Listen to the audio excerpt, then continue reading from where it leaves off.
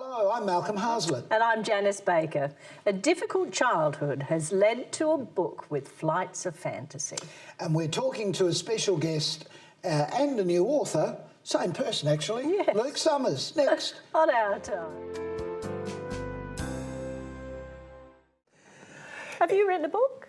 Yes, Malcolm. I've read many books. Which book are you referring to? Have you written The book written by a special guest, Luke Summers. Are you talking about that book? I was wondering if you'd ever written a book.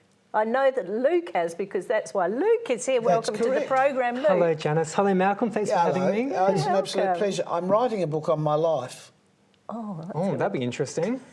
I'd read that book, Malcolm. Would you do that? would, and I'd read your book too. Oh, thank you. But Luke, where does the inspiration for a book begin? Where does it come from? Where did it happen for you? So for me, Samara Island and the Blood Witch, the experience that I've drawn from that book is from my own experiences. So growing up, I didn't have the best upbringing as a child, so I was surrounded a lot by drugs, alcohol, and domestic violence. So it wasn't the best upbringing as a child, but I always felt trapped inside that sort of hellish nightmare as well. So this is trapped at home? Correct, yeah. It makes you wonder how many kids go through that experience. Sure. Surprisingly more than what people think, which is really sad.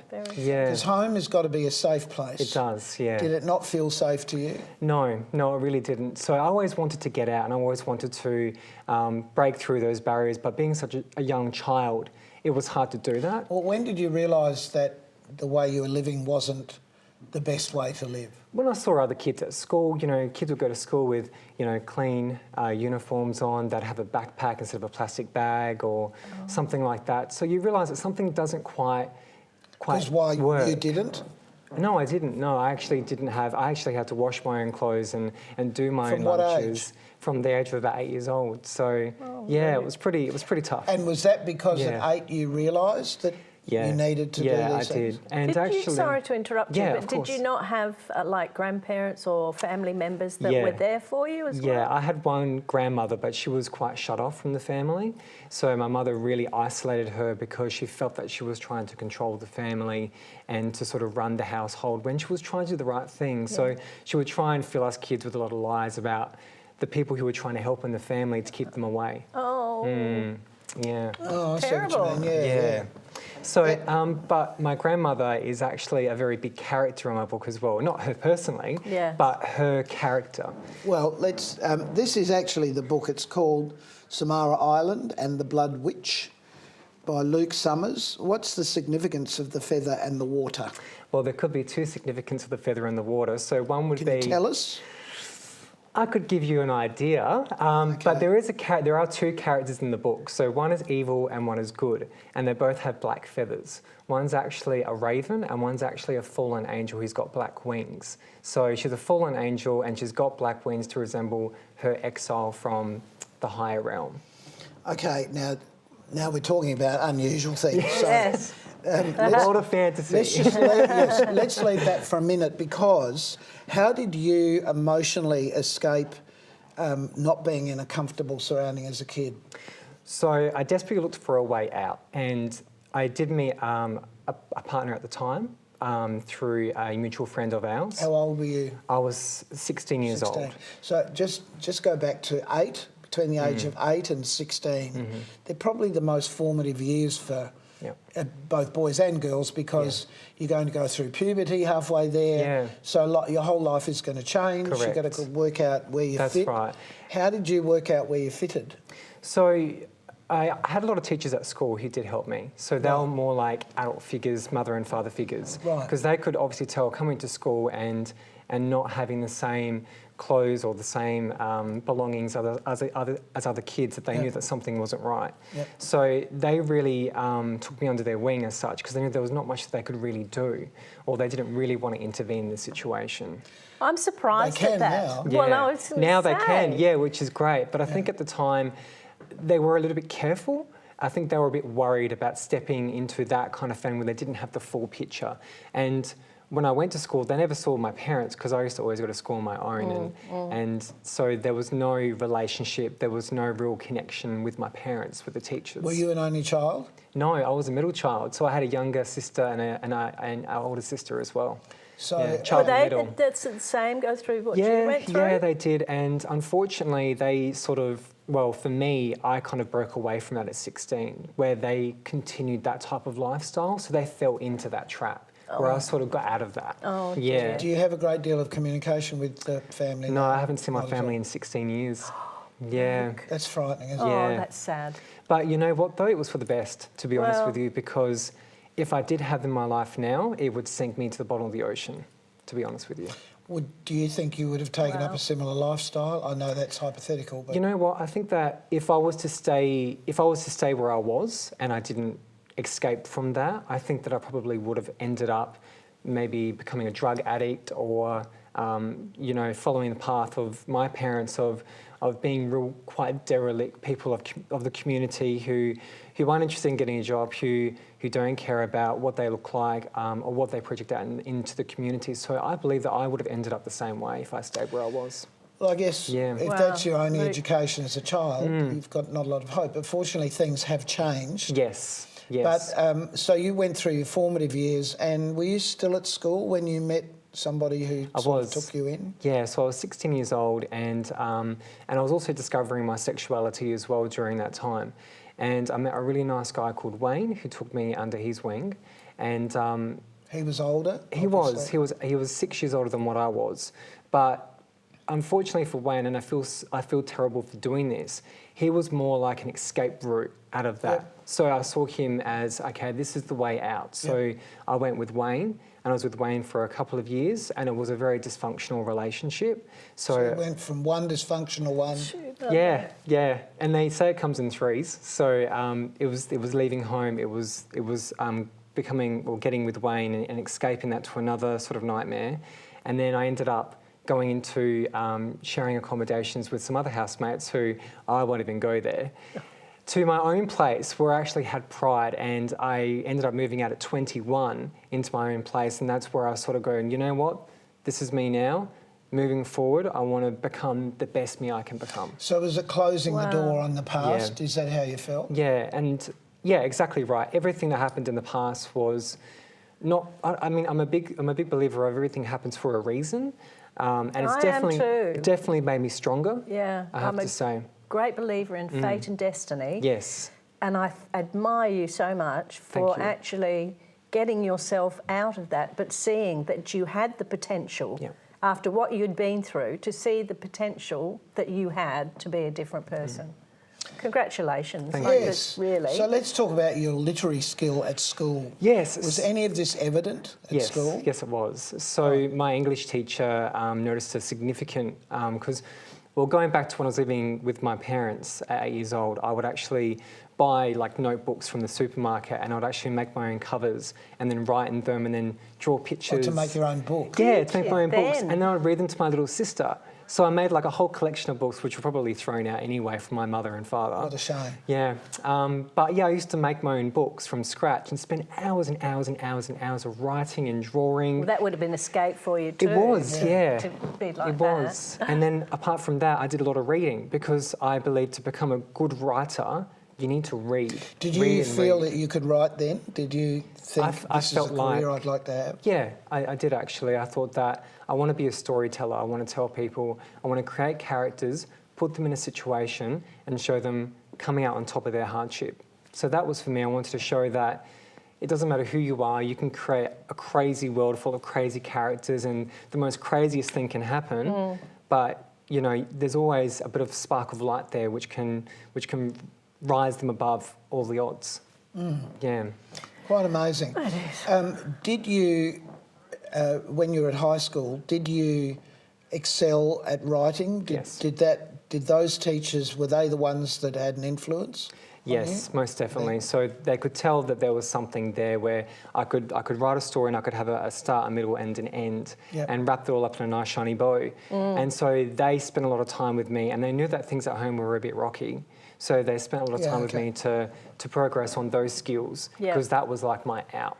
Yeah. So that would have stopped you, though, being able to go to uni, because that wouldn't have been a reality for you. Correct. So what Yeah. did you do from the age of 16 when you had the Yeah, so relationship? from the age of 16, I was doing a lot of work experience. So at high school, I started work at 14 actually, working in a fruit and veg store with some very hard Italian men. So they really whipped me into shape, which was great because I probably needed a bit of discipline. Let's Did say they I give was you a teenager. discipline? Did they give They you? did, yeah. They knew that, you know, I was at the time of when I was 14 years old, I was a little bit rebellious because everything happening at home. Who isn't? Yes. Yes, that's right. But yeah, they were a big influence as well because they sort of gave me that discipline that I needed. And so from the age of 16, I continued to work in the industry, and then I fell into a bit of temp work. So I realised that, you know, with writing, I was really good at the computer, so I could type really, really, really quickly. Oh, okay. Where did you get that? Where did you get that skill? So well, actually, my mother, before she sort of went off track in her life, she was a youth worker, believe it or not. And yes. That doesn't make sense. No, it doesn't, no. And she was fantastic on the computer. Like she could do Really? anything, and she could write really quickly. She could whip up an assignment, about a 2,000-word assignment in the hour. So that's where I think the only thing I really thank my mother for was probably her literacy, Giving her that. skill. Yeah. Okay, well, we're going to take a break and we'll come back talking to Luke about the book and some of the other inspiration that caused this book to happen. Yes. Stay with us.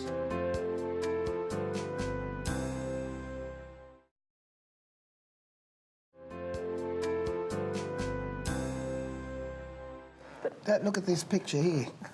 There's no picture. Great book of pictures. Stop it. We were talking, take no notice, look. We were talking before about the skills that your mother had, Yes. which somehow you got too. Yeah, I acquired. So, just Yeah. using the computer. So yeah, she was a youth worker, and she was very good at the computer. She had some great computer literacy skills where she could type really quickly. Yeah. She knew how to use a computer, and she could just whip up an assignment in an hour over 2,000 words. So I think It's amazing hearing this because I didn't learn to type until I was 50 last week. And, but, you know, in our time zone, what you're talking about is sort of doesn't make any sense. Then you realise how young you actually are. I know that sounds silly, but it is a reality. So you had this difficult time, but what I'm trying to get to is in your head, were you starting to form fantasy characters, a fantasy life? Yes. Or were you happy just to go from day to day and then go home at night and think about this? How did this come together? And probably we should also add that your life changed eventually. Let's Yes. move in that direction first. Yes, absolutely. So for me, leaving home was a fantasy to begin with. Yep. And I did have an idea in my head of, you know, I'm going to travel the world and I'm going to see all these shiny, sparkly cities and meet all these crazy, wonderful people. And there's going to be tall people and short people and round people and skinny, you know, just a real fantasy sort of world that I started creating in my head. And I just wanted to write everything down, and just I had 1,000 million thoughts running through my head, and I thought I just need to get this all on paper. So for me, when I started to get really creative was I had my writing. I started doing a bit of performance art as well. So I got on stage and I did a bit of acting and dancing, and that really helped me to express even more through the world of arts. Yeah. Physically. Yeah. So this is one of 4 books that Yes. you have in your head. Yes. This is your first book. Yes. So you get to the point of thinking, okay, I'm going to write a book, but how do I make it happen? Well, it's funny you ask that question, because you have to always start on the end to work on the beginning. Right. So I already know after all the 4 books have been done, I already know how it's all going to wrap up at the end. Right. So after each That's book... mind-boggling in itself. So the way that I do it is that I have a bit of a storyboard Yes. of what's going to happen in a book. What is the biggest moment in the book, and how do we get there? So I work at the end first, some of the twists and turns, and then it's sort of like a jigsaw puzzle. So you have to work your way in of where is it all going to fit. That's And fascinating. yeah, so it is a bit psychological, because you have to work with different characters. Yeah. And sometimes when I'm writing, I have an idea of what the scene is, but then the characters take over and they have their own little voice. They and you do, go, I agree. this character wouldn't do that. They would do this. Yeah, They'd go on and the they'd right, say not the this. left. Yeah, they'd say that. They'd That's talk right. back to you. And then I realised that I've got to write a whole other scene to catch up with where I was on that path to the end. So there could be 5 or 6 by the time it's finished. That's what worries me. And the thing is, you still have a day job. Correct. Like most writers have to have a day job. Yes. Like most actors have to have a day job because it doesn't come all Don't the quit time. your day job. So Yeah. so you start at what time in the day? So I start at 8 o'clock. Okay. And then I finish at 5, but don't get home until about 6. So from 6 o'clock till... From 6 to about 7, I'll probably lock myself in a room and try and type out about 5 to 1,000 words a day. Wow. Yeah. Right. Yeah, that's my And goal. so how long did it take you to get to this point? So at this point, it took me, this was an on and off project to begin with, and this took me about 10 months, but I'm halfway through the second book, and that's only taken me about 5 months. Because you've actually made the commitment. Correct. Yeah. Yes, that's right. Get that. Unbelievable. It Fascinating. is. No, so no. Just, you're about to get married to your partner. I How long am. have you been together? 8 years. oh, Yeah. congratulations. Thank you. That's Next wonderful. January? February. February 2020 is the big day. So, Okay. and I've actually dedicated my book to him as well. Right. Yes. And his name is Leighton. Leighton, yes. Wow. What has that meant to him, do you think? He got a bit teary, got a bit misty-eyed, and said, "So, it's sweet of you to dedicate this book to me, but why?" And I said to him, "Well, why wouldn't I? You've always been there to support me, no matter what I've done. I've done acting and dancing, and I've wrote this book, and you've just been 110% going, Luke, just keep going with it. I've got you here. Whatever you need, let me know." And so I thought, you know what? At the end, he was there from the very beginning when I wrote the book. He was the first person to read the book and to also draft it as well. So I thought, who else would I want to dedicate it to but my Did he partner? do Wonderful. the spell check and the everything else check on it? Oh, yes, he did, but I had to go over another 10 more times. Yes. No, he did help me out quite a bit. That's So wonderful. I guess this is the reality, though. If somebody thinks they've got a book in them, and in many ways we all do because we've all lived a life, Yes. so we've all got a story, but it's how do you commit yourself to actually, putting it down on paper? And also, what do you do with it when you've gone that far? So turning out a hard copy book like this, Yes. how much did this book cost you, do you reckon? Oh, as in like to get it printed? This one single copy, Yeah. what do you reckon that cost? So that would be about $30 on the market. So now you sort of understand why Yes. books cost what they cost. Yes. This is a limited edition. Yes, it's the first edition hardcover. Okay. Yep. So people can buy this book, obviously. Yeah. So anybody can buy this book from Dymocks, Adelaide Rundle Mall. They can also buy it online, so it's on eBay. So anybody watching in those areas. Correct. So what they got to look for? The name of the book or Yep, you? so just What- the name of the book and my name as well. So Samara Island and the Blood Witch and Luke Summers, and they should be able to find my book in Dymocks or eBay or even on the Amazon Kindle store. Okay, so the story. Yes. What's the story? Give us an The overarching big golden view question. Okay. Don't of do the that. first Give it quarter. away. Well, People it's the have to- first I quarter. won't give any so- spoilers, I promise. Okay, but it is interesting because probably in the last, I don't know how long ago, Harry Potter came out. How long ago was that? Oh, Oh, gosh. God, long time. Is it like I reckon 20 years? I first saw the movie when I was 12, because I'm the same age as Daniel Radcliffe. I would have to You be don't look 20, anything like him. 20 years or Don't know. more. What about That's some all right. glasses? Do you need glasses? You're shorter than you. No, but when I was in Scotland, I went to the area that she wrote the book, and I went to Greyfriars Bobby. Yep.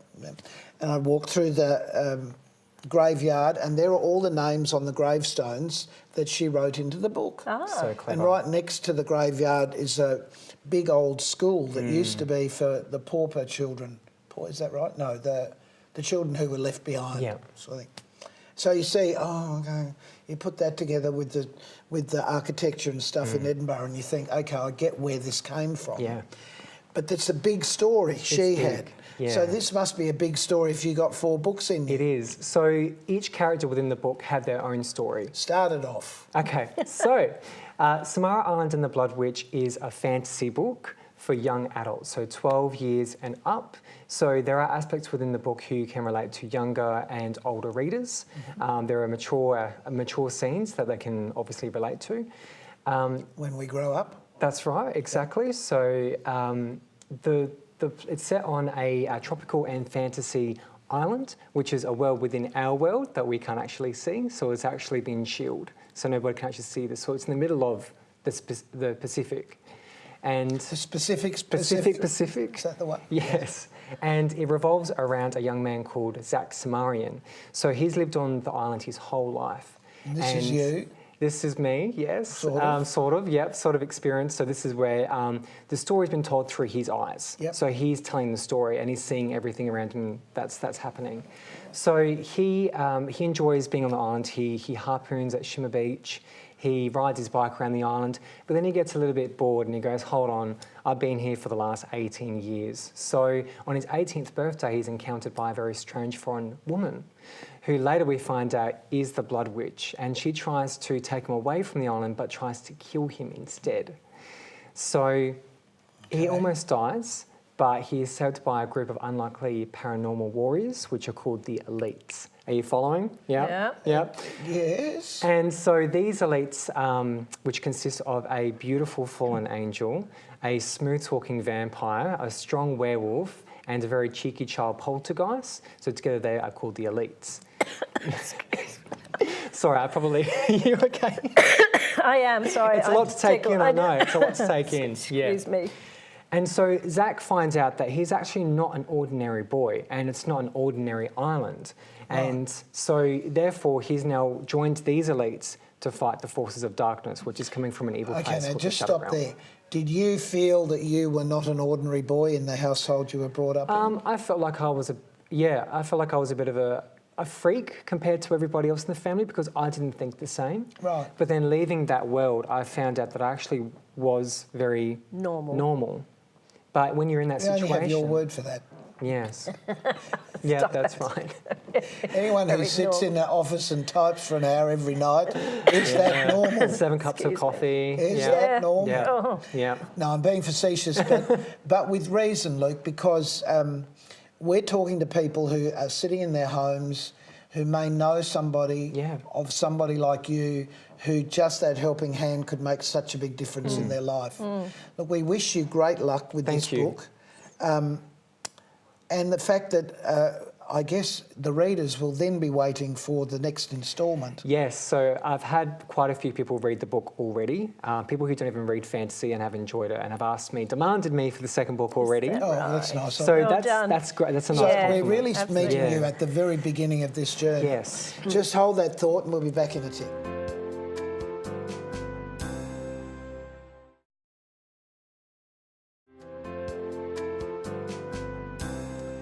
A special guest on this episode of Our Time is Luke Summers, author of... Samara Island and the Blood Witch. I just was thinking, so the characters from the first book, do they still all end up in the final book, the fourth book? They certainly do. So we're the protagonists and we have the supporting characters, and then along the way there'll be other characters who will be introduced. So, Luke, 2 points or 2 questions I'd like to ask you. Somebody who may be watching this, who is in the same situation you were in, or recognises that there's a child in that situation, what advice would you give from your experience? The advice I'd give to them is that give them a go and see their true potential. Never be too scared to step out of your comfort zone, have an open mind. Do you think this comes through teachers at school or family friends? Or? Yeah, I say talk to people. Just have that conversation. So talk to your friends, your family, other family members. But if you don't really know that you're different, that's the hard bit, isn't it? Yes, it can be quite difficult. It's how do you come out of that? Yeah. It's believing in what you have inside you. I think most of anything is realising that you are much more than what you actually realise you may be. And ask someone for help, I guess, is the reality, isn't it? And if you see anybody like that, ask them if they're okay. Sure. And the second question is, if you think you've got a book in you, because you've got a story, just what do you do? How do you do it? Just have some time, sit down and write it on paper and just go from there. But didn't you say, though, what you do is you have a beginning, a middle and an end? Correct. It is So- important to have a structure there as Yeah. well. Story. So yes, Or, every sort of the story needs an overview. end. Yeah. Yes. The Yeah. overview, and then it sort of writes itself because the characters talk to you. Look, it's been great talking with you. Thank Thanks you. for your honesty. It's Yeah. been just lovely. We hope you've enjoyed meeting Luke on Our Time. Janice, it's lovely to have you here again after your worldwide gallivanting. And Tell a you, new no, haircut. it's not. Your brother does Nice. this. Yes, he does. A friend of Thank mine you, Philip. does this. Nice to be home, I have to say. It's always Yes. nice to travel, but it's so nice to be home. Australia's the best place to be. So until next time we see you, keep yourself nice till then.